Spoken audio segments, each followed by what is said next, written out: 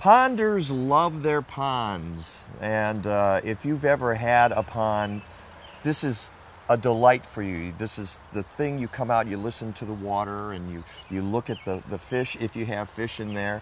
But filtration is always an issue. I'm here with Scott Thalmann, who's got a pond in his own backyard, and you chose a different route other than the mechanical filtration. How did this all come about? Well, it originally started as two smaller ponds, the middle pond and this lower pond, and I did have a mechanical filter at the time. But after a few years of constantly cleaning the filter, and I do mean constantly, they do get mucked up very quickly, I decided to put in a filtration pond, like a bog pond. So I dug the pond that sweeps around the outer side here and comes into the middle pond. This pond is much shallower.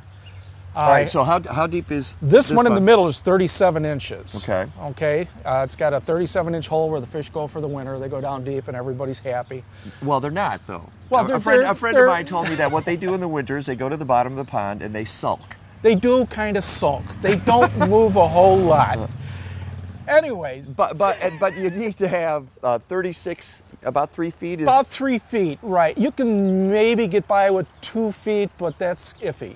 Because 3 feet's much especially better. in our climate, because with things the freeze. freeze over. Right. All right. Right. So you had the 36 inches here. How deep was this one? This one here is about 15. I do not have any fish in the small one down All right. here. And then the larger one up here has a deep spot where the lilies are growing, and that's 24 inches. And you added that last. I did. I dug all that last. That's probably been here 5 years now. And the majority of the pond is anywhere from 6 to 12 inches deep with just one deeper spot for the fish to go into.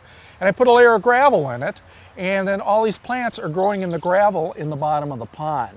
So as the water circulates through, it's naturally filtered by the plants. So some people will bring plants and they'll have them in pots and put in. You don't have to do that. I don't you have can to put do them that. right in the gravel. That's correct. The only thing that's not growing in the gravel are the tropicals, which are up at the top end up here. Those I do take in the house for the winter. So the water comes up from the lower pond. From the lower pond here, it feeds into this one, comes around the back side of the middle pond, flows back into the middle pond, and ends up eventually back down here. And it's naturally filtered as it goes through by these plants. Yes. Now, is it a more effective way of doing it? It's more enjoyable.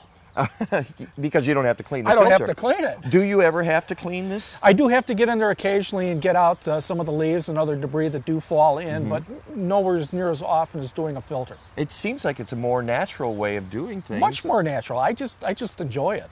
Well, Scott, thank you so much. It's a Thanks beautiful, for coming, Mike. beautiful pond. Appreciate you coming today.